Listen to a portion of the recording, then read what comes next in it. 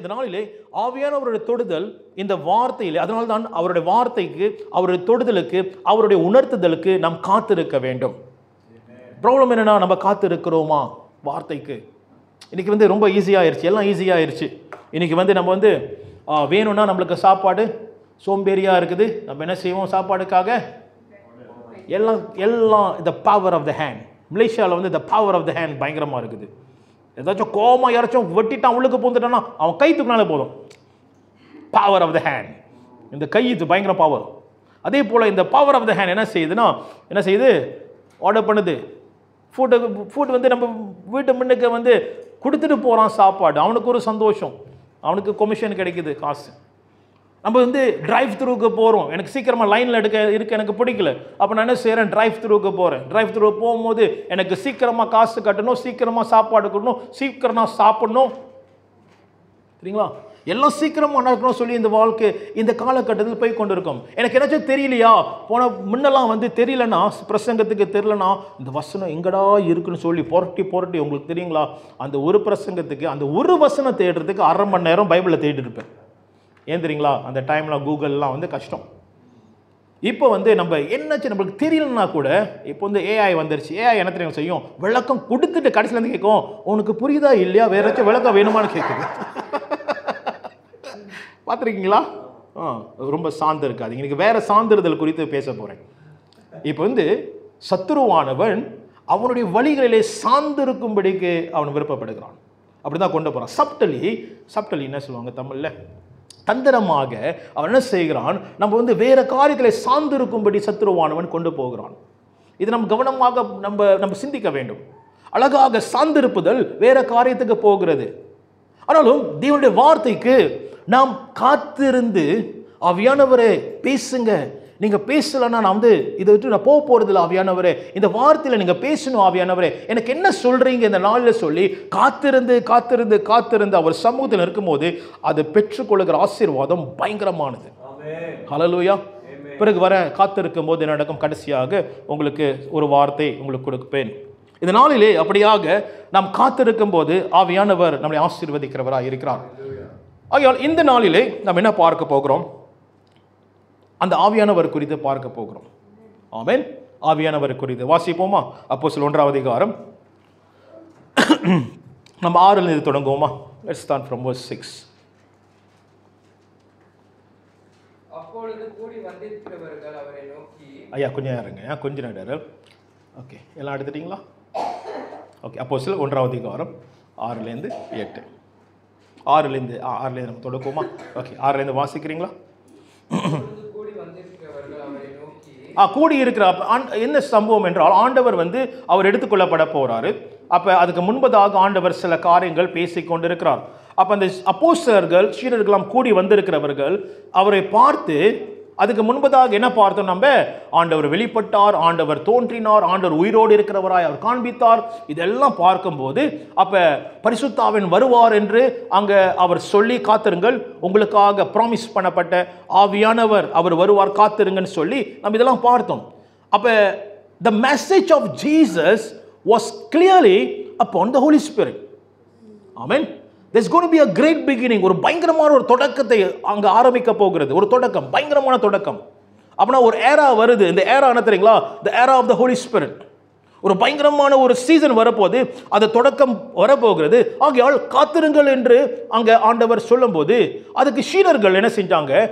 செய்தி கேட்டு கொண்டிருக்கும் போது என்ன சொன்னாங்கன்னா, வாசிங்க. நோக்கி, ஆண்டவரே இக்காலத்திலே நம்ம இது பார்த்தோம். நம்ம திருப்பி நம்ம இந்த காரியத்தை பார்க்க போகிறோம். இந்த நாட்களில் ஆண்டவரை இப்போ வந்து இஸ்ரவேலை நீங்க திருப்பி வந்து இந்த ராஜ்யத்தை என்ன போட்டிருக்கு? திரும்ப நீங்க கொடுப்பீங்களா இஸ்ரவேலுக்கு? ரோமர் ஆட்சி, அங்க ரோமர் சோல்ஜர்ஸ் வந்து ராணுவர்கள் வந்து ஆட்சி செய்து கொண்டிருக்கிறாங்க. சீசர் தான் அங்க வந்து தெரியுங்களா ராஜா போல, ஆண்டவர் போல சீசர் வந்து, ரோமர் சீசர் வந்து ஆளுகை செய்து கொண்டிருக்கிறான். அப்ப இஸ்ரவேல் ஜனங்கள், யூதர்கள் கேட்கிறாங்க அங்க, ஆண்டவரே இப்ப நீங்க வந்து இஸ்ரவேல் மீண்டும் கொடுக்க போறீங்களா இஸ்ரவேலுடைய தேசத்தை அப்படின்னு சொல்லி. அப்ப கவனிங்கள், ஆண்டவர் பேசிக் கொண்டிருக்கிறது வேற ராஜ்யம். ஆண்டவர் பேசிக் கொண்டிருக்கிறது பரிசுத்தாவில் நடத்தப்படுகிற தேவனுடைய ராஜ்யம். அந்த உலகத்தின் ராஜ்யம் அல்ல. It's not about the worldly kingdom. Amen, hallelujah. ஆகையால் ஆண்டவர் கவனமாக திசை அழகா கொண்டு போயிட்டு இருக்காரு. நடுவுல இவங்களுக்கு தெரியுங்க, அதை புரியாம என்ன செய்யறாங்க, ஆண்டவரே இந்த இஸ்ரவேலை நீங்க என்ன செய்ய போறீங்க அப்படி கேட்கிறாங்க. கவனிச்சிங்களா? அப்ப பாருங்க, ஆண்டவர் அவ்வளவு தோன்றி அவ்வளவு பேசி இன்னும் அவங்களுக்கு அந்த புரிந்து கொள்ற தன்மை வரல.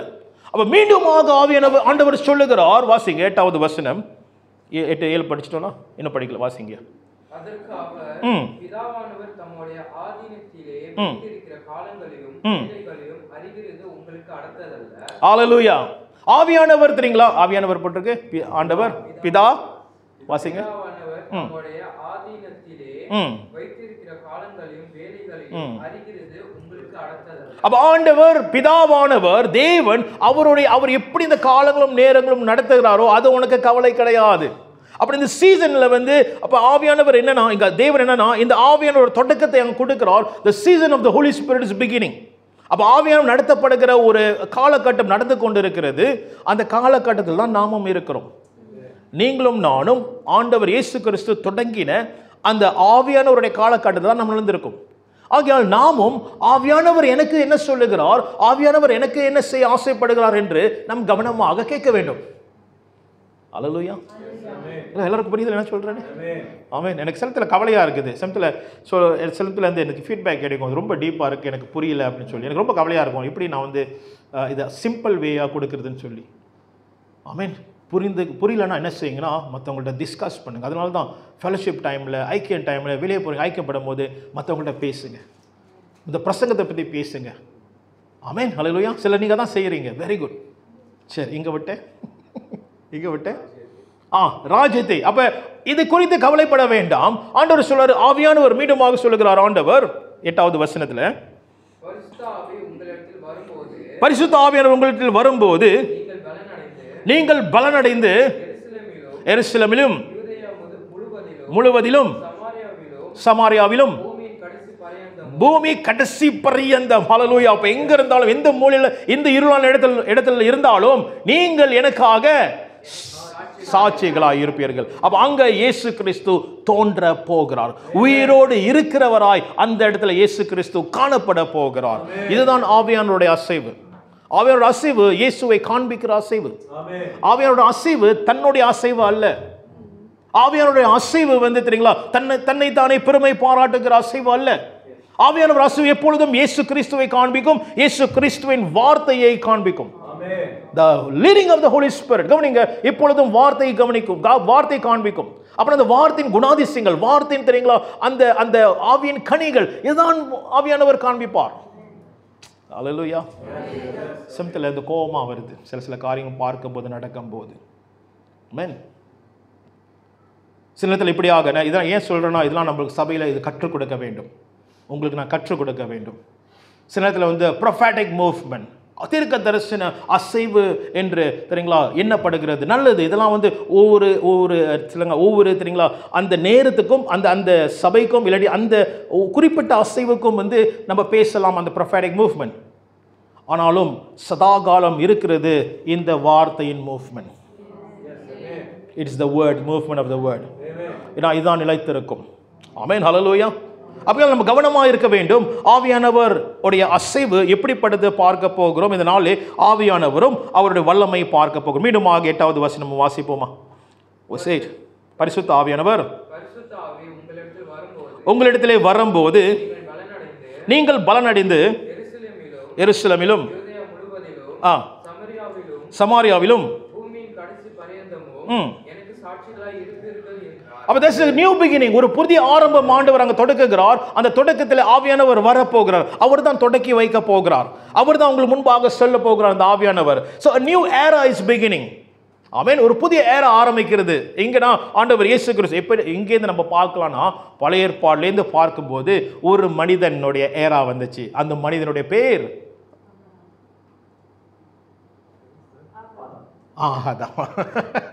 மனுஷனோட பேர் என்னது?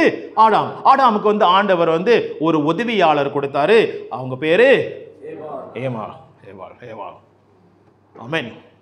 மண்ணாங்கட்டி மாப்பிள்ளை, எலும்பாக்கா பொண்ணு.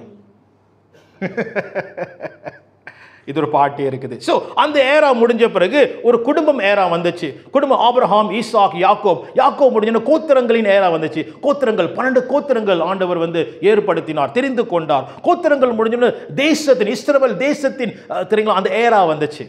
அப்ப அந்த இஸ்ரவேல் தேசம் ஆரம்பிக்கும் போது நியாயாதிபதிகள் ஆளுகை செய்ய ஆரம்பித்தார்கள். ஆமென். அப்புறம் நியாயாதிபதிகள் முடிஞ்ச கையோடு என்னது அங்க ராஜாக்கள் வர ஆரம்பித்தார்கள். அவன் சவுல் ராஜா, தாவீது ராஜாக்கள் முடிஞ்சோடனே அங்க ராஜாக்கள் காலத்தில் அப்படியே தீர்க்கதரிசிகள் எழும்ப ஆரம்பித்தார்கள். தீர்க்கதரிசி எழும்ப ஆரம்பிக்கும்போது அங்க 400 வருஷம் ஒரு அமைதியின் காலம் வந்தது. பிறகு ஆண்டவர் இயேசு கிறிஸ்து இரட்சகர் உலகத்தில் வருகிறார். அப்ப அந்த சுவிசேஷத்தை பார்க்கிறோம். ஆண்டவர் இயேசு கிறிஸ்து இந்த பூமியிலே அவர் உலாவினார். ஹல்லேலூயா.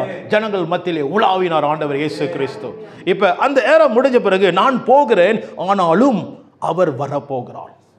யார்? பரிசுத்த ஆவியானவர் வரப்போகிறார், அவர் உங்களை நடத்த போகிறார் என்று சொல்லி ஒரு புதிய தொடக்கம் ஆண்டவர் ஆரம்பிக்கிறார். ஒரு இன்னது ஏரா, ஒரு புதிய ஏரா. ஆமென். அப்ப தேவ பிள்ளைகளை இந்த நாள் நம்ம பார்க்கும்போது இந்த பரிசுத்த ஆவியானவர் இவர் அந்த ஏரால அப்படின்னா அந்த அப்போஸ்தலர் நாட்கள் ஒன்றி இருந்தவராய் காணப்படுகிறாரா, இல்லாட்டி இப்ப அவர்தான் மட்டுமா? அவர் எப்படிப்பட்டவர், எவ்வளவு ஸ்பெஷலா இருக்கார் பார்க்கும்போது, ஆனா அவரோட டைம் லைன் அப்போஸ்தலர் நாட்கள் மட்டும் ஆரம்பிக்க கிடையாது. ஆமென். நாங்கள் இப்போ என்ன பார்க்க போகிறோம், ஆவியானவர் எவ்வளோ முக்கியமானவர் இன்னைக்கு நம்ம பார்த்தோம் என்றால், நம்ம லைஃப்பில், நம்மளுடைய வாழ்க்கையில், நம்மளுடைய குடும்பத்தில், நம்மளுடைய ஊழியத்தில் அவர் எவ்வளோ முக்கியமானவர் என்று நாம் காண முடியும். ஆமென். சரி, இங்கே பார்க்கலாம். ஆதியாகமம் 1ஆம் அதிகாரம் 2வது வசனத்திலே நாம் பார்க்கலாம். ஆமென். ஆவியானவர் என்ன செய்கிறார்? ஒன்றும் இல்லாத வெறுமையான, அப்படி இந்த உலகம் வந்து வாசிங்களேன் எப்படி இருந்துச்சு உலகம். பூமியானது பூமி ஒழுங்கா இல்ல, ஒழுங்குமை அப்படின்னா தெரியுங்களா, இட் வாஸ் வாய்ட், அப்புறம் ஒண்ணுமே இல்லாம நம்ம வாழ்க்கை ஒழுங்குமை, இப்படி தமிழ்ல ஒழுங்கின்மை, ஒழுங்கற்றவைகளாக இருந்த வாழ்க்கை. அப்ப என்ன நடந்துச்சுன்னா ஆவியானவர் என்ன செய்கிறார்? ஹல்லேலூயா. ஆவியானவர் ஜலத்தின் மேல் அசைவாடினார். அப்படியே ஆவியானவர் அப்படியே போயிட்டு இருக்கிறாரு அந்த அந்த அந்த பூமியின் மேல், அப்படியே ஆவியானவர் ஜலத்தின் மேல் அப்படியே அசைவாடி கொண்டே இருக்கிறார். ஆமென். அவர் அசைவாடும் போது என்ன நடக்குதுன்னா, தேவன் வார்த்தை கொடுக்கும் போது தெரியுங்களா, வெளிச்சம் உண்டாவதாக, ஒவ்வொரு வார்த்தை விடுவிக்கும் போது அங்க சிருஷ்டித்தவர் பரிசுத்த ஆவியானவர். வார்த்தை விடுவிக்கும் போது அவர் கிரியேட் பண்ணார். ஒன்றுமில்லாத இடத்துல அவர் என்ன செய்றார்? அழகை கொண்டு வந்தார். ஒன்றுமில்லாத இடத்துல நிரப்பினார் ஆவியானவர். முதல் பாடல் படிச்சோம் தானே, நிரப்பிடுங்க என்னை நிரப்பிடுங்கன்னு சொல்லிட்டு அவர் அவர் நிரப்பினார் முதல். ஹல்லேலூயா. இப்ப கவனிங்கள் தேவ பிள்ளைகளே, ஆதியிலே நாம் பார்க்கிறோம் அப்படியாக ஆவியானவர் இந்த சிருஷ்டிப்பிலே அவர் இருக்கிறவராய் காணப்பட்டார். That means Holy Spirit is so important. அந்த கிரியேஷன்ல ஆவியானவர் முதலாவதாக அவர் வருகிறார். ஜலத்தின் மேல் ஒண்ணுமில்லாத இடத்துல அவர் முதலாவதாக என்ட்ரி கொடுக்கிறார் பாருங்க, அங்க அசைவாடுகிறார் அப்படி ஆவியானவர். ஆமென். அப்ப அப்போஸ்தலர் நாட்களில் அவர் வரும்போது இப்படியா வந்திருப்பார்? அவர் உலகத்தின் மேல், சபையின் மேல் அவர் உலாவி நடத்த போகிறார். சபை ஜெபிக்கும் போது ஆவியானவர் கிரியை செய்ய போகிறார். ஆமென். ஹல்லேலூயா. நீங்கள் ஜெபிக்கும் போது ஆவியானவர் உலாவ போகிறார். நீங்கள் ஜெபிக்கும் போது இருளான இருக்கிற இடத்துல ஆண்டவர் வந்து வெளிச்சத்தை கொண்டு வர போகிறார். ஹல்லேலூயா. அவர் பயங்கரமான ஒரு அசைவு ஆவியானவர் அந்த அப்போஸ்தலர் நாட்களில் கொண்டு வருகிறார். ஹல்லேலூயா. அது மட்டுமல்ல, ஆதியாகமம் மட்டுமல்ல, நீங்க பார்க்கலாம் தீர்க்கதரிசியோட வாழ்க்கையில, தேவனுடைய பிள்ளைகளோட வாழ்க்கையில, எப்படியாக சாம்சனுடைய வாழ்க்கையில பார்க்கும்போது ஆவியானவர் வரும்போது சாம்சனுக்கு கிடைச்ச பலன், ஆமென், யாருக்குமே கிடைக்காத பலன். கிழிச்சு சிங்கத்தை வாய் கிழிச்சு போட்டுறார் சாம்சன். இன்னைக்கு கிடைச்சுன்னா எத்தனை வாய் கிளியும் தெரியல, 10 விட்டு வாயெல்லாம் கிளியும். நம்ம தவறுதலாக பயன்படுத்திடுவோம். ஆனால் சாம்சனுக்கு ஆவியானவர் இறங்கும் போது அப்படிதான் போட்டிருக்கோம். when the spirit of the Lord came upon Samson, சாம்சனுடைய வாழ்க்கையில் ஆவியானவர் வரும்போது சாம்சன் பலன் அடைந்து. கவனிச்சிங்களா பாருங்க, இந்த வசனத்தில் 1:8 இந்த 2 காரியத்தை பார்க்க போகிறோம். ஆவியானவரும் அவரோடு கூட வருகிற பலனும். Holy Spirit and his power. I mean, why power is so important? ஏன் வல்லமை முக்கியமானது என்று இந்த நாளில் பார்க்க போகிறோம். அது மட்டுமல்ல, நம்ம அங்க தீர்க்கதரிசி வாழ்க்கையில் மட்டுமல்ல, தாவீதோட வாழ்க்கை, தாவீது அபிஷேகம் பண்ணும்போது அந்த எண்ணெய் ஊத்தும் போது பரிசுத்த ஆவியானவர் தாவீது மேல் வந்தார் என்று எழுதப்பட்டிருக்கிறது. ஆமென். 16ஆம் அதிகாரத்தில் 1 சாமுவேல். அப்ப நம்ம பார்க்கிறோம், சுவிசேஷத்தில் பார்க்கும்போது கவனிங்க, ரொம்ப இன்ட்ரெஸ்டிங். மரியாள் எப்படி இது ஆகும் என்று கேட்கிறாங்க. தூதர் வந்து சொல்லும்போது, காபிரியேல் சொல்லும்போது, தெரியுங்களா, நீ வந்து ஒரு கர்ப்பவதி ஆகி தெரியுங்களா குமாரனை பெறுவாய், இது எப்படி ஆகும் அப்படின்னு கேட்குறாங்க. அப்போ எப்படி ஆகும் என்று பதில் கொடுக்கும்போது அங்கே தூதர் என்ன சொல்வார்? பரிசுத்த ஆவியானவர் மூலியமாக you will conceive by the Holy Spirit. ஆமென். அப்போ ஆண்டவர் இயேசு கிறிஸ்து இந்த உலகத்துக்கு வருது, அந்த என்ட்ரியே ஆவியானவர் மூலியமாக தான் அவர் வந்தார். கவனிங்கள், அப்போ ஆவியானவர் எவ்வளோ நம்ம வாழ்க்கையில் முக்கியமானவர் என்று நம்ம அப்படியே யோசிச்சுட்டே வரணும். ஆமென். இந்த இருதயத்தில் நீங்கள் உங்கள் இருதயத்தில் நீங்கள் அப்படியே சிந்தித்து கொண்டே வாங்க. அது மட்டுமல்ல, லூக்கா 4வது அதிகாரம் ஆண்டவர் இயேசு கிறிஸ்து அவருடைய வாழ்க்கை என்னது, அவர் வந்து பிறந்தார். அப்புறம் திடீர்னு வந்து ஸ்ட்ரெயிட்டாக 12 வயசுக்கு போயிடுச்சு. ரைட்டா? 12 வயசில் வந்து அவர் தேவாலயத்துக்கு போகிறாரு. அப்புறம் அதோடைய காணும் 30 வயசில் தான் நம்ம பார்க்குறோம் அவர் என்ன செய்கிறார், ஊழியத்துக்கு அவர் வருகிறார். வரும்போது என்ன நடக்குதுன்னா, அங்கே லூக்கா 4வது அதிகாரம் ஆண்டவர் இயேசு கிறிஸ்து ஞானஸ்தானம் எடுக்கிறார். யார் கொடுக்குறார் ஞானஸ்தானம்? யோவான் ஸ்நானகன் ஞானஸ்தானம் கொடுக்கும்போது என்ன நடந்துச்சுன்னா, அப்புறம் கவனிங்க, அந்த காலகட்டம் அவர் வந்தார், உலகத்தில் இருந்தார் தெரியுங்களா. 12 வயசு அவர் வந்து தெரியுங்களா, அவர் அங்கே பார்க்குறோம். அப்புறம் 30 வயசில் அவர் எழும்புகிறார். என்ன செய்யறதுன்னா, ஊழியத்தை செய்வதற்கு அவன் எழும்புகிறார். பிதாவின் சித்தம் செய்யறதுக்கு அவர் எழும்புகிறார். அப்போ ஞானஸ்தானம் எடுக்கும் போது அப்புறம் இன்னொரு தொடக்கம், ஆண்டவருடைய வாழ்க்கையில் ஒரு தொடக்கம் ஆரம்பிக்கிறது, ஒரு சீசன்.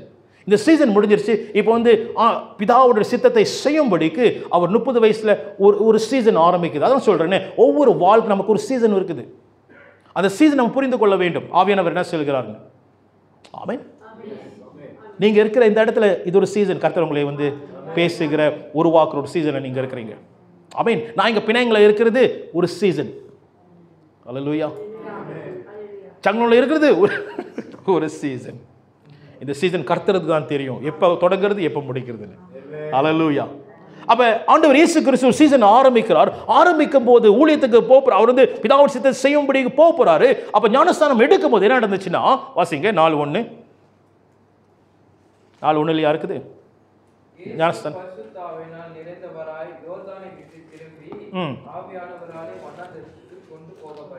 ஓகே. அப்ப அதுக்கு முன்பதாக என்ன நடந்துச்சு? ஆண்டவர் ஞானஸ்தானம் எடுக்கும் போது என்ன நடந்துச்சு? புறாவை போல பரிசுத்த ஆவியானவர் அவர் மேலே இறங்கினார் என்று பார்க்கிறோம். இருக்குதானே? நீங்க பார்க்கலாம், இறங்கினார். அப்ப பார்க்கலாம் பாருங்க, ஞானஸ்தானம் எடுக்கும் போது ஆவியானவர் அங்க ஆளுகை செய்து நடத்த போகிறார். இப்ப 4:1 பார்க்கும் போது என்னது?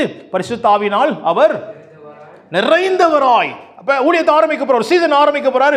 பாருங்க, ஆவியானவர் எவ்வளவு முக்கியமா இருக்கிறார் அவருடைய பிதாவின் சித்தம் ராஜ்யத்தை கொண்டு வருவதற்கு. ஹல்லேலூயா.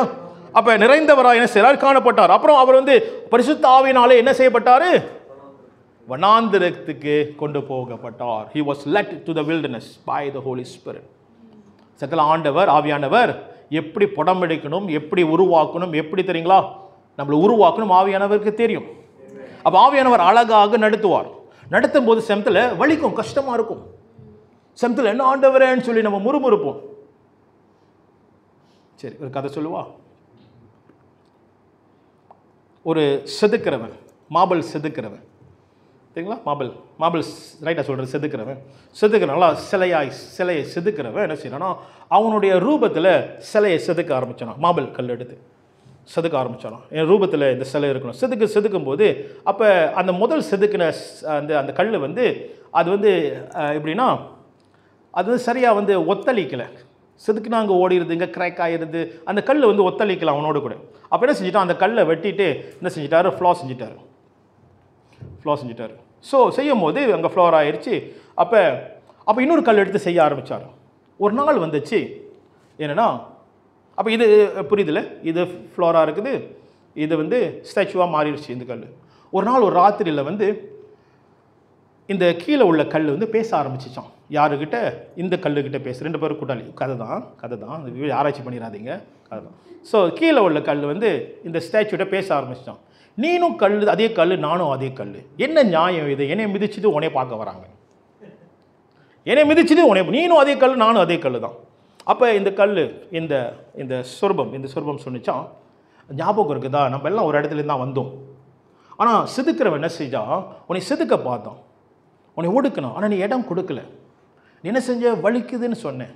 அப்போ நீ இடம் கொடுக்காதனால என்ன நினச்சின்னா, நீ இங்கே இருக்கிற. ஆனால் எனக்கு செய்யும்போது உனக்கு தெரியுமா, அதே வழி தான் எனக்கும் இருந்துச்சு, அதே கஷ்டம் தான் எனக்கும் இருந்துச்சு, அதே பாடுகள் தான் எனக்கும் இருந்துச்சு. ஆனாலும் எனக்கு ஒரு நம்பிக்கை, எனக்கு ஒரு விசுவாசம் என்னன்னா, நான் கடைசியில் என்னை படைத்தவனை போல நான் ஆயிடுவேன்னு சொல்லிட்டு. அந்த ரூபத்தில் நான் வருவேன்னு சொல்லி எனக்கு ஒரு நம்பிக்கை. வலிச்சிச்சு, கஷ்டமாக இருந்துச்சு, ஆனாலும் நான் இடம் கொடுத்தேன். ஆவியானவர் சில நேரத்தில் வனாந்தரத்துக்கு கொண்டு போவார். அவன் கொண்டு போகும்போது அவருடைய சாயலை நம்மை நடத்த ஆரம்பிப்பார். ஆமென், ஹல்லேலூயா.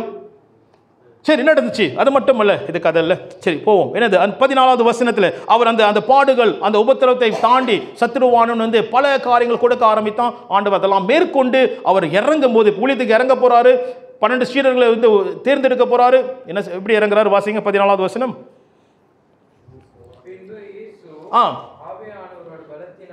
பலத் பாருங்க, மீண்டும் அந்த வார்த்தை போட்டிருக்கு, ஆவியானவருடைய பலத்தினாலே கலிலியாவுக்கு திரும்பி போனார். கவனிங்க, 2 வார்த்தை அங்க வந்துகிட்டே இருக்குது. என்னன்னா, பரிசுத்த ஆவியானவரும் அவருடைய பலனும். Holy Spirit and His power. அப்ப கவனிங்க, Holy Spirit and His power is so important. அப்போ ஆவியானவர் எனக்கு நடத்தணும், அவங்க வல்லம் எனக்கு தேவையில்லைன்னு சொல்லி நம்ம அதை சொல்ல முடியாது. Because it comes with a package. ஆவியானவர் வரும்போது வல்லமை கூட வரும். ஆவியானவர் ஏற்றுக்கொள்ளும் போது, ஆவியானவர் நடத்துங்க சொல்லும் போது வல்லமை கூட தன்னாலே வரும். அல்லேலூயா.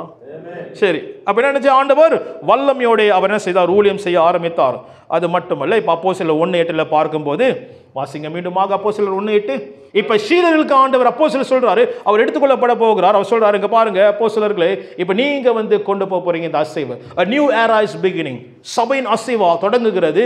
ஆகையால் நான் தொடங்கியிருந்த போல, அவன் அதான் ஆண்டவர் சொல்ல வராரு, நான் இப்படி பரிசுத்த ஆவியின் மூலமாக நான் கிரியை செய்தது போல, எப்படி பரிசுத்த ஆவியின் மூலமாக நான் உலகத்துக்கு வந்தது போல, அதே போல நீங்க சபையா இருக்கிற அப்போஸ்தலர் நீங்க என்ன செய்ய போறீங்க? பரிசுத்த ஆவியின் மூலமாக நீங்க புறப்பட்டு போறீங்க. ஆகையால் அவருக்காக காத்திருங்கள். Wait for him. வாசிங்க 1:8. பரிசுத்த ஆவி உங்களிடத்தில் வரும்போது நீங்கள் பலனடைந்து யூதேயா முழுவதிலும் சமாரியாவிலும்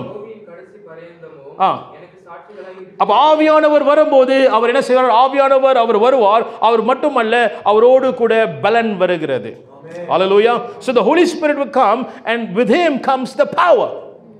அப்ப ஆண்டவர் தெளிவாக சொல்லுகிறார், ஆவியானவர் வருவார், அது கூட உங்களுக்கு பலனும் வரும். இந்த பலத்தை குறித்து பிறகு நாம் பார்க்க போகிறோம். என்ன பலன்? மசல் ஏற போதா எனக்கு நான் காமிக்க போறேன். என்ன பலன் வருகிறது இந்த இடத்துல அப்படின்னு சொல்லி பார்க்க போகிறோம். கடைசியாக ஆவியானவர் எங்க பார்க்கிறோம் என்றால், எங்க பார்க்கிறோம்? கடைசியில் வெளிப்படுத்தல் புத்தகத்தில் அப்படி கொண்டு வர, பைபிளை கொண்டு வர உங்களுக்கு, ஆதியாகத்திலிருந்து கடைசியில் ஆவியானவர் எங்க வருகிறார்னா, சபைக்கு சொல்லுகிறதை ஆவியானவர் சபைக்கு சொல்லுகிறதை காதுள்ளவன். அப்ப யார் பேசுறா கடைசியில் சபைக்கு? ஆவியானவர் பேசுகிறார். ஆமென். ஆவியானவர் பேசுகிறார். ஆண்டவர் இயேசு கிறிஸ்துவே ஆவியானவர் சார்ந்திருந்து அவர் கிரியை செய்தால் எவ்வளோ நாம் ஆவியானவரை சார்ந்திருக்க வேண்டும். கவனிச்சிங்களா?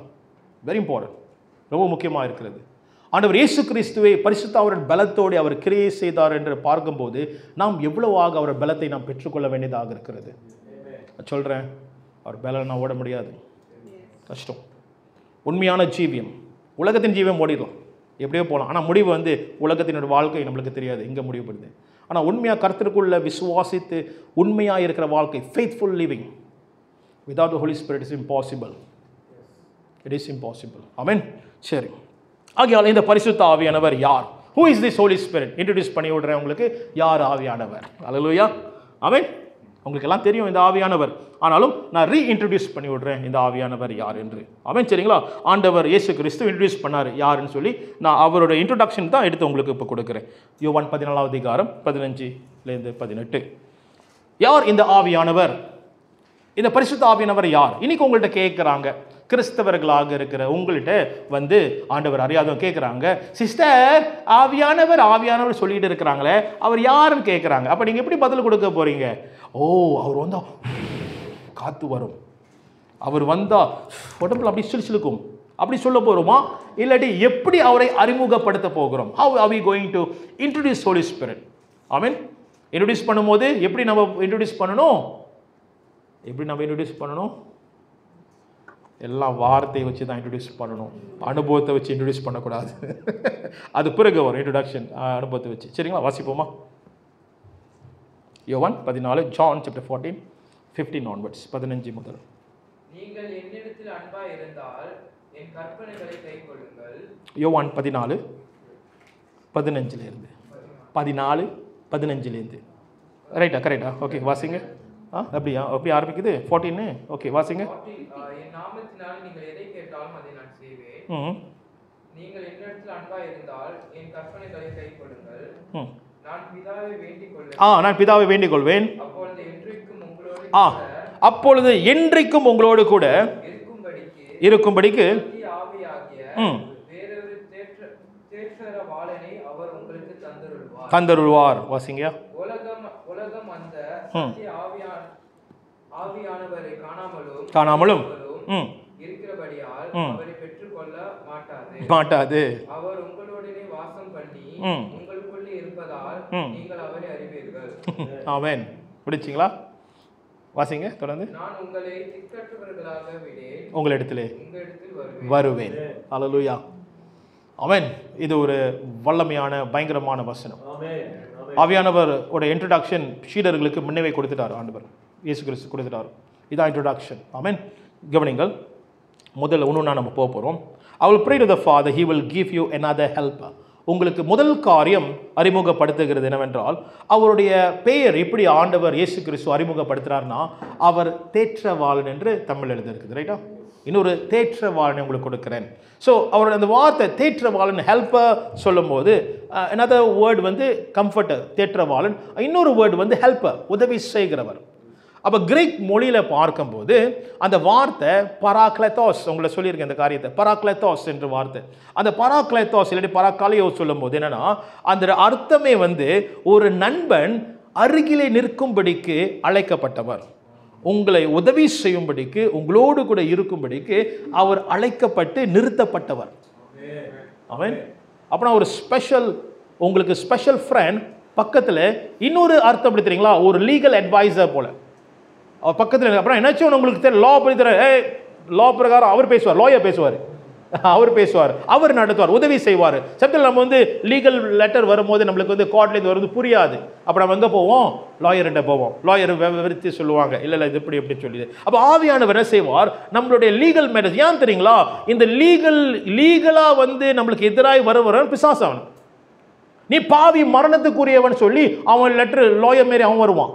அப்போ நமக்காக ஃபைட் பண்ணுறவர் யார் தெரியுங்களா, பரிசுத்த ஆவியானவர். ஹலோ பிரதர், ரத்தத்தால் மீட்டு கொண்டப்பட்டவன், லெட்டர் இருக்குது, ரத்தத்தால் பூசப்பட்டவன், என்னுடையவன் சொல்லிட்டார், முடிச்சு கதை. அப்ப அவர் நமக்காக பரிந்து பேசுகிறவர், உதவி செய்கிறவர். அவன் எதிர்த்து வரும்போது ஆவியானவனை செய்கிறார், அவர் ஹெல்ப் பண்ணுகிறவராக இருக்கிறார். ஹல்லேலூயா. ஓகே, உங்களுக்கு introduction. Who is the holy spirit. அப்போ இன்னொரு முக்கியமான காரியம் அங்கே வர்ஸ் இதில் இருக்கும், 16 இருக்கும் தானே, 15 16. Okay, helper that he May abide with you forever. அப்போ இங்கே பார்க்கிறோம் ரெண்டாவது காரியம் என்னவென்றால், அவர் சதா காலமும் உங்களோடு கூட இருக்கும்படிக்கு அவர் அழைக்கப்பட்டவர். ஆமென். அப்போ ஒரு கான்ட்ராக்ட் நடக்குது. இந்த கான்ட்ராக்ட் என்ன தெரியுங்களா, இந்த கான்ட்ராக்ட் வந்து தெரியுங்களா, ஒரு ஒரு கான்ட்ராக்ட் என்ன கான்ட்ராக்ட்னா, இப்போ நம்ம என்னாச்சும் நம்ம வேலைக்கு போகிறோம், இல்லாட்டி தெரியுங்களா என்னாச்சும் நம்ம எப்படி சொல்கிறது, என்னாச்சும் ஒரு காரியம் வந்து அது ஒரு ஒரு ஒரு ஒரு குறுகிய நாட்கள் இருக்குது. அப்படின்னா ஒரு சீசன் இருக்கும், அது அவ்வளோதான் அப்படின்னு சொல்லிட்டு அந்த கான்ட்ராக்ட் வந்து இத்தனை மாதம் இல்லாட்டி இத்தனை 3 வருஷம் கான்ட்ராக்ட் சொல்லி அப்படி இருக்கும். ஆனாலும் தேவன் உங்களுக்கும் எனக்கும் செய்கிற கான்ட்ராக்ட் சதா காலமும் இருக்கிற கான்ட்ராக்ட். ஹல்லேலூயா.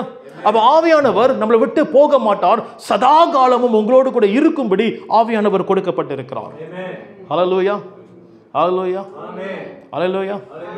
கவனிங்க, அதனால தான் வந்து இடையில வந்து ஒரு காரியம் வந்துச்சு.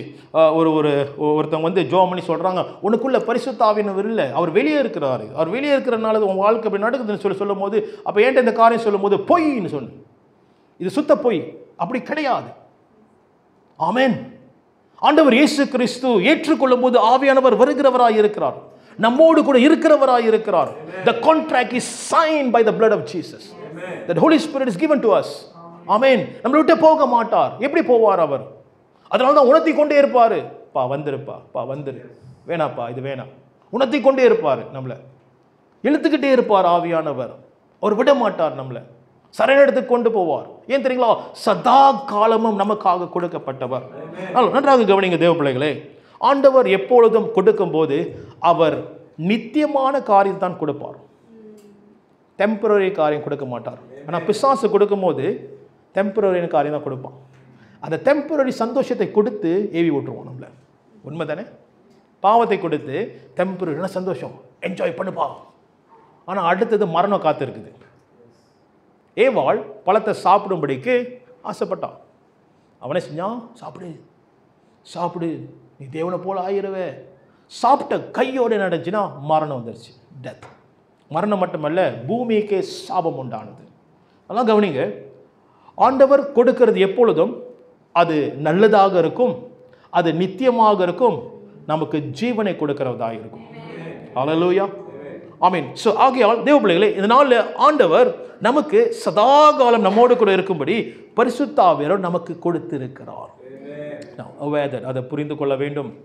அப்ப எங்க சத்திய மீண்டுமாக சத்திய ஆவியானவர் என்று அங்க என்ன எழுதப்பட்டிருக்கிறது? அங்க அவர் சத்தியத்தை விடுவிக்கிறவராய் காணப்படுகிறார். Now another introduction of the Holy Spirit என்னன்னா, ஆவியானவர் எப்பொழுதும் நம்மை சத்தியத்தில் தான் நடத்துவார். ஆமென். வேற காரியத்தில் நடத்த மாட்டார், பொய்யில நடத்த மாட்டார். பொய்யுக்கு பிதா பிசாசு, அப்பா அவன் தான், பொய்யுக்கு அப்பா அவன் தான். அவன் தான் வந்து பொய்யில நடத்துவான் நம்ம வாழ்க்கையை. ஆனா ஆவியானவர் நடத்தும் போது எப்பொழுதும் அதுல சத்தியம் இருக்கும், உண்மை இருக்கும். ஆமென், ஹல்லேலூயா. அப்ப ஆவியானவர் நடத்தும் போது நம்மளுக்கு ஒரு நம்பிக்கை இருக்குது, ஆவியானவர் கரெக்டா கொண்டு போய் விட்டுருவாரு. ஏன்னா அதுல சத்தியம் இருக்குது, கரெக்டா கொண்டு போறாரு அவர்னு சொல்லி அந்த சத்தியத்துல நம்ம வாழ ஆரம்பிப்போம். உலகம் அதை என்ன போட்டிருக்கு, என்ன மாட்டாது, அதை ஏற்றுக்கொள்ள மாட்டாது. The world will not, இங்க வாசிங்க, இங்கிலீஷ்ல வாசிங்க, என்ன போட்டிருக்கு? The world cannot receive because neither sees him nor knows him. உலகம் அவரை அறியாது இருப்பார்கள், அவரை பார்க்க முடியாது, கேட்க முடியாது, உலகம் புரிந்து கொள்ள முடியாது. கவனிங்க, ஆவியானவர்களை நடத்தும் போது, உங்க வாழ்க்கை நடத்தும் போது எப்பொழுதும் உலகத்துக்குரிய அண்டர்ஸ்டாண்டிங் உடைய வித்தியாசமாக இருக்கும். It will be contrary to the understanding of the world. அதனால தான் உலகம் அவரை புரிந்து கொள்ள மாட்டாது. ஆமென். என்ன முட்டாள் நீனு, எவ்வளோ இந்த காரியத்தில் நம்ம சம்பாதிக்கலாம், எவ்வளோ அந்த காரியத்தில் நம்ம தெரியுங்களா, அண்டர் டேபிள் கொடுத்தப்பா பிஸ்னஸே வந்துடும் நம்மளுக்கு, என்ன புரியாமல் வாழ்ந்துட்டு இருக்க. ஆவியானவர் சத்தியத்தில் நடத்துவார். ஆமென், சத்தியத்தில் நடத்துவார். ஆமென், ஹல்லேலூயா. உலகம் அவரை புரிந்து கொள்ள மாட்டாது. The world would not understand him. ஆகையால் நம்ம உலகத்தின் அண்டர்ஸ்டாண்டிங்கில் இருந்தோம்னா நம்ம என்ன செய்யணும், ஆவியானவர் தள்ளிட்டு நம்ம அந்த அண்டர்ஸ்டாண்டிங் போக ஆரம்பிப்போம். ஆனால் ஆவியானவர் நடத்தும் போது அவர் என்ன செய்வார், சத்தியத்திலே நம்ம வாழ்க்கை நடத்த ஆரம்பிப்பார், அது நித்தியத்திலே போக ஆரம்பிக்கும். அல்லேலூயா. அடுத்தது என்ன எழுதியிருக்குது, வாசிங்கயா தொடர்ந்து, நான் இதை முடிச்சிடறேன். அவர் உங்களோடனே வாசம் பண்ணி, அல்லேலூயா, உங்களுக்குள்ளே இருப்பதாலே நீங்கள் அவரை அறிவீர்கள். You will know him. I mean, you will definitely know him. Amen. Hallelujah. பாருங்க, பியூட்டிஃபுல், அழகான காரியம். He dwells with you because he is in you. Amen. அவர் உங்களோடு கூட வாசம் செய்கிறவராக இருக்கிறார். பாருங்க, இன்னைக்கு வீட்டுக்கு போகும்போது நல்லா ஞாபகம், அவர் கூட நடந்து வராரு. ஞாபகம், வீட்டில் நீங்கள் இருக்கும்போது அவர் கூட அங்கே இருக்கிறாரு. ஞாபகம், நீங்கள் ஜோம் பண்ணும்போது அவர் கேட்டுட்டு இருக்கிறாரு. ஞாபகம், நீங்கள் அழுவும் போது அவர் பார்த்துட்டு இருக்கிறாரு. ஆமென். ஒரு தகப்பனுடைய கண்ணு வந்து கலங்கும் பிள்ளை அழுவும் போது, அவர் பரம தகப்பன். ஆமென். ஆவியானவர் கூடவே இருப்பார். ஸோ இதெல்லாம் ஞாபகம், நீங்கள் போகும்போது, நடக்கும்போது, நீங்கள் வேலைக்கு போகும்போது எல்லாம் ஆவியானவர் நம்மோடு கூட இருக்கிறார். அவர் நம்மோடு கூட வாசம் செய்கிறார். அந்த வாசம் என்ன தெரியுங்களா, நம்ம வீட்டில் அவர் தங்குறாரு. அவன் நம்ம வீட்டில் தங்குறாரு அவர். அவன் வீட்டில் இருக்கிறாரு. உங்கள் வீட்டில் எத்தனை பேர், 5 பேரா, 6வது நபர் அங்கே இருக்கிறாரு. அவர் பரிசுத்த ஆவியானவர். அவன் அப்போ நம்மளை வந்து அவரை வந்து நம்ம தள்ள முடியாது. பிரச்சனை நான் செமத்தில் அவர் எடுத்து வீட்டில் உள்ள பழைய அல்மாரியில் பூட்டிடுவோம். நம்ம எப்போ தெரியுங்களா திறப்போம், சனிக்கிழமை வெள்ளிக்கிழமை வரும்போது. இப்போ நீங்கள் பார்க்க ரொம்ப சீரியஸாக பார்க்குறீங்க. வெள்ளிக்கிழமை ப்ரே மீட்டிங் அப்போ அவரை திறந்து, ஆவியானவரை வாங்க. இல்லாட்டி ஊழியம் செய்யும் போது, ஆவியானவரை வாங்க. பிரச்சனை இருக்கும்போது, ஆவியானவரை சீக்கிரம் கதை தரங்க, வாங்க வாங்க. இல்லாட்டி சனிக்கிழமை ஆராதனைக்கு வாங்க. அப்பதான் வர வேண்டும் தேவ ஆவியே. இன்னைக்கு இந்த பிரசங்கம் எதுக்கு தெரியுங்களா, ஆவியானவர் நம்மோடு கூட வாசம் செய்கிறார் என்று அவரை உணரும்படி தேவ பிள்ளைகளே, இன்னைக்கு சபையை அவர் உணர்த்துகிறார். நமக்கு ஆண்டவர் உணர்த்துகிறார். அவர் ஏதோ ஒரு நபராக தேவைப்பட்ட போது அவர் கூப்பிடுகிற நபராக இருக்கிறாரா, இல்லாட்டி நம்மோடு கூட வாசம் செய்கிறவராக இருக்கிறாரா? That is why பைபிள் அழகா போட்டிருக்கு, do not grieve the Holy Spirit. ஆவியானவரை நீங்கள் ஓகே எங்கே இருக்குது? எபேசியர் 4:30 வசனம் வாசிக்கிறீங்களா சீக்கிரமா?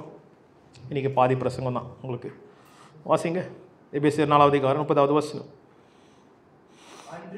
அன்றியும் நீங்கள் மீட்கப்படும் நாளுக்கென்று முத்திரையாக பெற்ற தேவனோட பரிசுத்த ஆவியை துக்கப்படுத்தாதிருங்கள். திருப்பி வாசிங்க.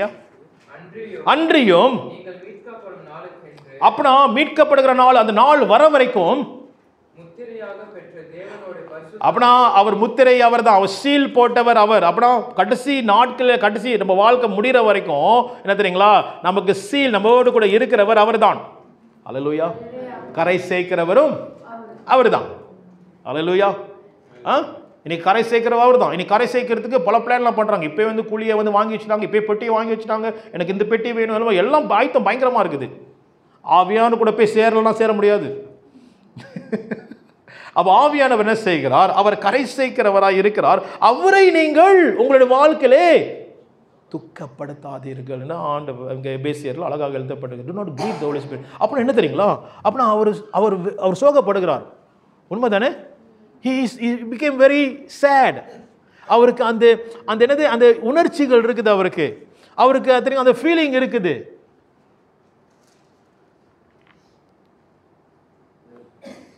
என்ன பையன் நன்றியே சொல்லலை எனக்கு, எவ்வளோ செஞ்சேனே, என்ன பேசவே மாட்டான், ஒரு வாரம் ஆயிடுச்சு, ஏன் பேச மாட்டான், ஏன் தெரியாத மாரி இருக்கான் என் பையன், நான் வீட்டில் வாசம் செய்கிறேன், இங்கே இருக்கேன் கூட, ஏன் என் கூட பேச மாட்டான், ஏன் மகன் என்கிட்ட பேச மாட்டா, எவ்வளோ அழுந்தா, வேணும்னு இப்போ நான் காணாத போல தெரிகிறேனே. He is grieving. அவர் துக்கப்படுகிறவராக இருக்கிறார். Is a person. அவர் ஒரு நபர், அவர் ஒரு வல்லமை இல்லை, ஒரு பவர் இல்லை, அவர் ஒரு நபர். Is a person. ஆமென். ஆகையால் அந்த பர்சனை நம்ம பேசணும். அந்த பர்சன்ட்டை நம்ம வந்து அக்னாலேஜ், அவர் இருக்கிறாரு முதல் அக்னாலேஜ் பண்ணணும். வீட்டில் நம்ம இருக்கிறோம், ஒருத்தவங்க வந்துட்டாங்க, வீட்டில் இருக்கிறாங்க, அவங்க பாட்டுக்கு ரூமை பாய்க்கிறாங்க, பாட்டுக்கு போகிறாங்க வராங்க, நம்ம பேச்சியே இல்லை, நான் அர்த்தமே இல்லை. உண்மை தானே என்ன சொல்கிறேன்னு? அப்போ அவங்கள்ட்ட பேசணும். there must be a communication, there must be a love, there must be a mutual understanding and communication. அது ரெண்டு விதமான அந்த உறவு இருக்க வேண்டும். அதுதான் உறவு. அப்போ ஆவியானவர் என்ன செய்கிறார் இங்கே? அவர் துக்கப்படுவார் நம்ம அவர்கிட்ட பேசலாம். அதனால தான் உங்களோடு கூட வாசம் செய்யும்படிக்கு, உங்களுக்குள்ளே இருக்கும்படி அவர் அழைக்கப்பட்டவர். ஆமென். இன்னைக்கு நாம் இந்த தொடக்கத்தில், இந்த சீசன் தொடக்கத்தில் ஆவியானவர் குறித்து பேசிக்கொண்டு இருக்க அந்த வேலையில் ஆவியானவர் கூட நான் இன்னும் பேச போகிறேன்னு சொல்லி ஒரு தீர்மானம் எடுக்க வேண்டும். இதுதான் உங்கள் எல்லாருக்கும் எனக்கும் சேர்த்து எடுக்கிற நம்மளுடைய டிசிஷன், தீர்மானம். ஆவியானவரே, உங்களுக்கு நான் பேச போகிறேன், தீவிரமாக பேச போகிறேன். சமயத்தில் ஆவியானோட பேசும்போது நீங்கள் எங்கேயோ போயிருவீங்க தெரியுங்களா? நான் அப்படியே மோட்டை ஓடிட்டு ஆவியானோட பேசி கடைசியில் எங்கேயோ விட்டுறேன், எங்கேயோ போயிட்டேன், எங்கேயா போகிறேன் மோட்டர் சொல்லிட்டு போயிட்டு. ஆவியானோட பேசும்போது மெய் மறந்து நம்ம இருப்போம். அல்லேலூயா. ஆமென். ஆவியானவர் பேசும்போது நம்ம கிறுக்குத்தனமாக இருப்போம். அதுக்கு நான் கிறுக்கு ஆயிரவங்க சொல்லலை. நான் என்ன சொல்கிறேன்னா, அவருக்காக வைராக்கியமாய் நம்ம எழும்ப ஆரம்பிப்போம். அல்லேலூயா. ஸோ ஆகியால் அவர் நம்மோடு கூட வாசம் செய்கிறவராக இருக்கிறார். கடைசி வசனம் 18வது வசனம் வாசிங்க. அப்போஸ்தலர் 1, அப்போஸ்தலர் இங்கே இருக்கும், யோவான் 14:18. நான் உங்களிடத்தில் வருவேன், உங்களை திக்கற்றவராய் விடேன், உங்களிடத்திலே வருவேன். I will come with you. அப்ப ஜீசஸ் சொல்லுகிறார், இயேசு கிறிஸ்து சொல்லுகிறார், நான் உங்களிடத்திலே வருவேன். I will come with you. அல்லேலூயா. கவனிங்க, ஆண்டவர் மத்தேயு 28 கடைசி வசனத்தில் என்ன சொல்றாரு? நீங்க உலக பரியந்தம், முடிவு பரியந்தம் நீங்க போங்க, ஆமென், சிஷ்யர் ஆக்குங்க, ஞானஸ்தானம் கொடுங்கன்னு சொல்லி உலகம் பரியந்தம் நான் உங்களோடு கூட I will be with you always சொல்றாரு. அப்ப எப்படி கொடுத்தார்னா, பரிசுத்த ஆவியானவர் மூலமாக தான் அவர் வரப்போகிறார். நான் கூடவே இருப்பேன், பயப்படாது. ஏன் தெரியுங்களா? ஞாபகம் இருக்கலாம் அந்த வசனம். அவர் என்னுடையவைகளை எடுத்து பேசுவார், அவர் என்னை வெளிப்படுத்துவார். யார்? பரிசுத்த ஆவியானவர். அப்படின்னா இயேசு கிறிஸ்துவோட கம்யூனிகேஷனே பரிசுத்த ஆவியானவர் தான். ஆமென். ஹல்லேலூயா. எவ்வளவு அழகா இருக்குது. ஆமென். ஆகையால் திக்கற்றவராய் விடேன். கவனிங்க, அவர் யாருமே அவருடைய பிள்ளைகளை அனாதையா விட மாட்டார். உங்களிடத்தில் வருவேன்னு சொன்ன பரிசுத்த ஆவியான ஸ்பெஷல் ஹோலி ஸ்பிரிட்டை நம்மளுக்கு கொடுத்திருக்கார் மத்தியில். ஆடு தனியா இருந்துச்சுன்னா சிங்கமும் கரடியும் அடிக்கிறதுக்கு ரொம்ப ஈஸியாக இருக்கும். உண்மை தானே? ஒரு ஆடு அந்த வட்டத்தில் இருந்து தனியாக போயிருச்சுன்னா ஈஸியாக வந்து நரியெல்லாம் காத்திருக்கும், தனியாக விட்டு போயிடுச்சு, மேய்ப்பனுடைய கரத்திலேருந்து போயிடுச்சுன்னு. அதனால தான் ஆண்டவர் சொல்லுகிறார், உங்களை அனாதையாக நான் விட மாட்டேன். நீ அனாதையா ஒண்டியா நீ இருக்க மாட்டேன், உன் குடும்பம் தனியாக ஒண்டியா நிற்காது. பரிசுத்த ஆவியானவர் உனக்காக நான் கொடுத்திருக்கிறேன். ஹல்லேலூயா, ஆமென். இது பயங்கரமான சத்தியம், வாக்கு தத்தம் உங்களிடத்துல வர வேண்டிய ஆவியானவர் அவர் விடுவித்து இருக்கிறார். ஆமென். அகல் தேவ பிள்ளைகளே, இந்த நாள் இதோடய நான் ஸ்டாப் பண்ணுறேன். அடுத்த வாரம் நம்ம பாவை பார்க்க போகிறோம். வல்லமை, ஆவியானோட வல்லமை என்ன. முதல் பரிசுத்த ஆவியை நம்ம பார்த்தோம், இன்ட்ரோடக்ஷன் கூட தான், who is the holy spirit. அடுத்த வாரம் நம்ம வந்து அவருடைய வல்லமை பார்க்க போகிறோம். Amen. What is the power of the holy spirit பார்க்க போகிறோம். தேவ பிள்ளைகளே, இந்த நாளிலே இந்த வேலையிலே நம்ம ஒரு தீர்மானம் எடுக்க போகிறோம். என்னவென்றால், ஆவியானவரே நான் இன்னும் உங்கள்கிட்ட பேச போகிறேன். ஆமென். நான் விசுவாசிக்கிறேன், ஆவியானவர் அநேக காரியம் உங்கள்கிட்ட பேச போகிறார், அநேக காரியம் உங்களுக்கு வெளிப்படுத்த போகிறார். It's going to be a wonderful journey with the Holy Spirit. அவன் கூட ஒரு அழகான ஒரு பிரயாணத்தில் நீங்கள் போவீங்க. ஆமென். கனவு காட்சிகள் ஆவியானவர் உங்களுக்கு காண்பிக்க ஆரம்பிப்பார். அவர் தொடுதல் நீங்கள் வந்து உணர ஆரம்பிப்பீங்க. ஆமென். உணர ஆரம்பிப்பீங்க நிச்சயமாக. ஜெபம் பண்ணுவோமா?